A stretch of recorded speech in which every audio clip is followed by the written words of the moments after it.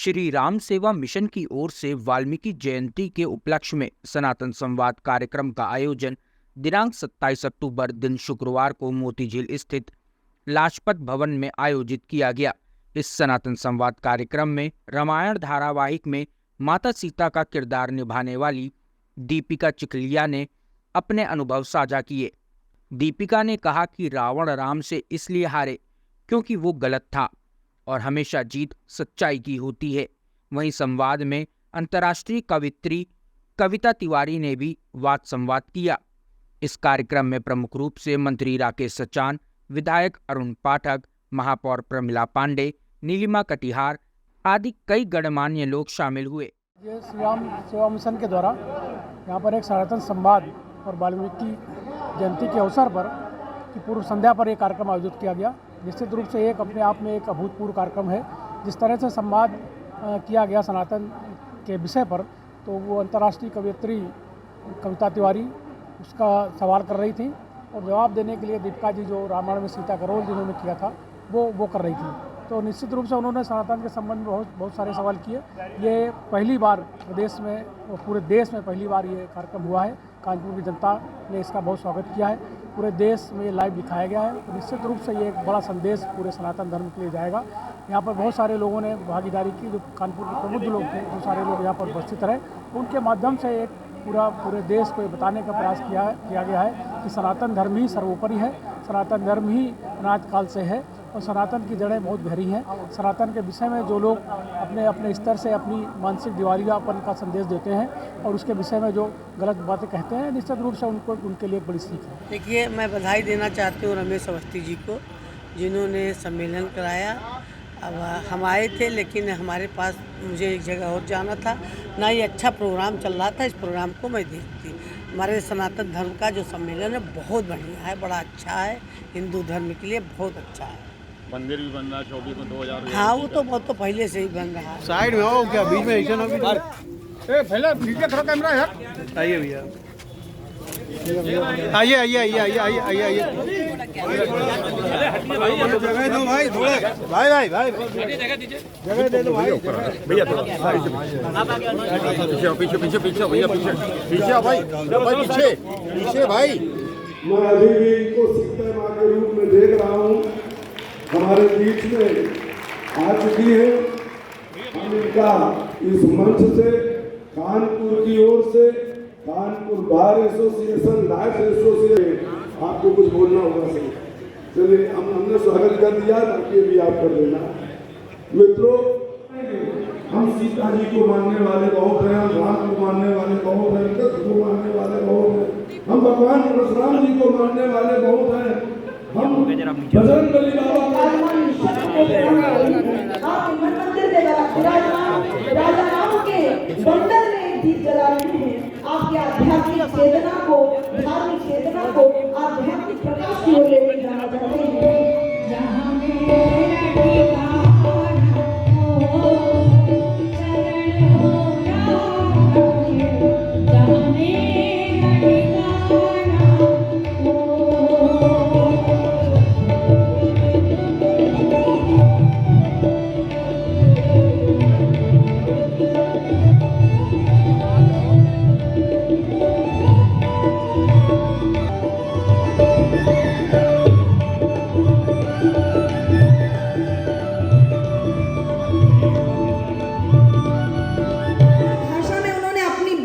पहुंचाने का प्रयास किया है।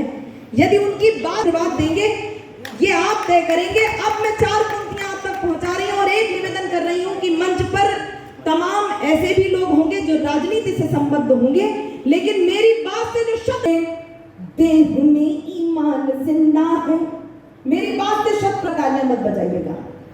अगर मां में ईमान जिंदा है तभी इस देश से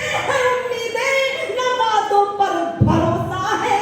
शहीदों की बदौलत मेरा हिंदुस्तान जिंदा है।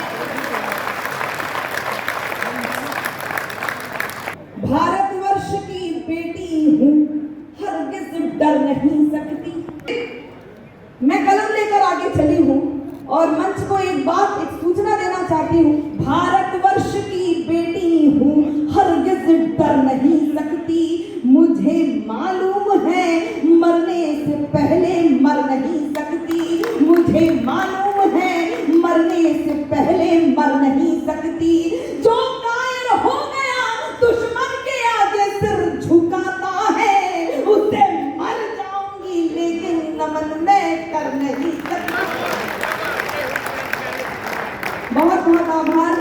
और ऐसे दौर में मुझे क्षमा कीजिएगा, मंच पर साधु संत उपस्थित हैं, हम आपकी पूजा अर्चना करते हैं और ये देश, ये महिम, ये धरती करते हो, सत्य सनातन पर भी यदि अभद्र टिप्पणियां होती हो और उस राम को, उस भगवान मर्यादा पुरुषोत्तम भगवान श्री राम जब रामायण की प्रतियां जलाते हो तो ऐसे में कविता आपसे कहती है कि पाप के पुंज जिनको घेरे मेरे हैं राम तेरे हैं। राम तो सबके हैं, कैसे आरोप लगा दिया, राम तो सबके हैं। और इसलिए कह रही हूं, समझते जो नहीं है मर्म उनके भाग्य खोटे हैं। यदि आपके मन की बात इस कुल में सम्मिलित करने के लिए बहुत मैं आभार व्यक्त करती हूँ और इसीलिए कहना चाह रही हूँ कि धरा की लाज वीरों के पराक्रम पर टिकी होगी। यूक्रेन से जब बच्चे तिरंगा ओढ़कर घरों तक सुरक्षित पहुंचे तो लोग हैरान हो गए कि जो तो मेरे सम्मान में भी तालियां इसलिए बजाइएगा क्योंकि मैं इस स्कूल में शामिल हो गई। धरा की लाज वीरों के पराक्रम पर टिकी होगी, हर एक कण पर समर्पण की इबादत भी लिखी होगी। नजर भर कर जरा देखो पता चल जाएगा तुमको, तिरंगे पर सपूतों की विजय गाथा लिखी हो। इतना उस राम से जुड़ने के बाद उन्होंने उस विराट को स्पर्श कर लिया।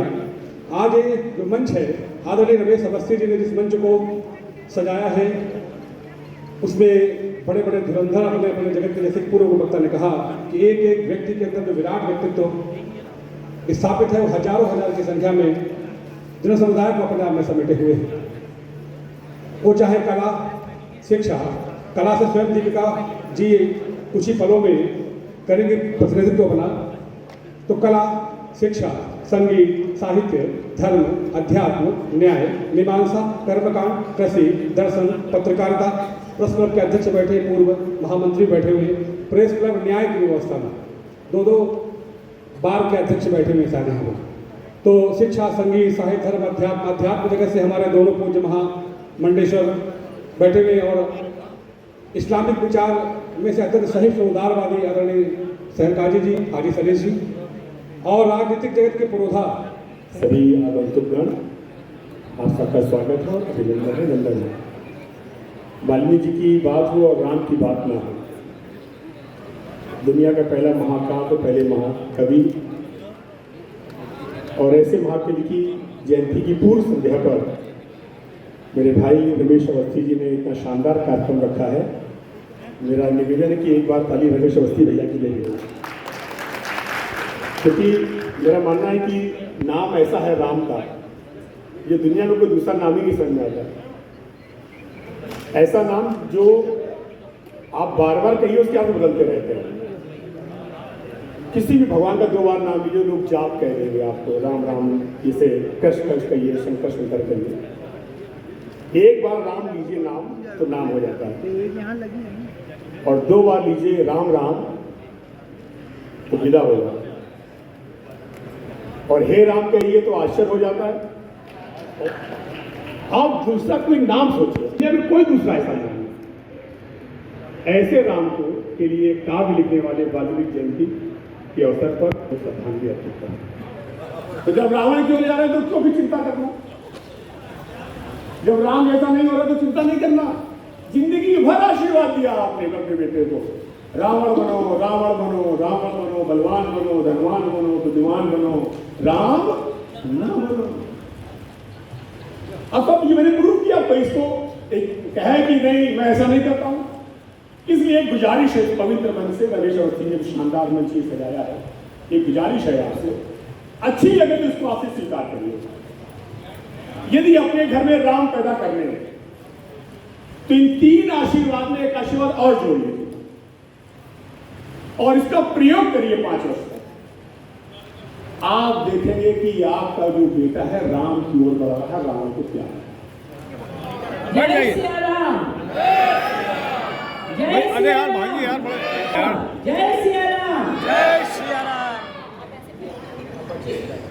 मैं सिर्फ एक दीपिका चिखलिया होती, स्कूल जाती, कॉलेज जाती, शादी कर लेती, बच्चे हो जाते तो शायद मैं अलग होती।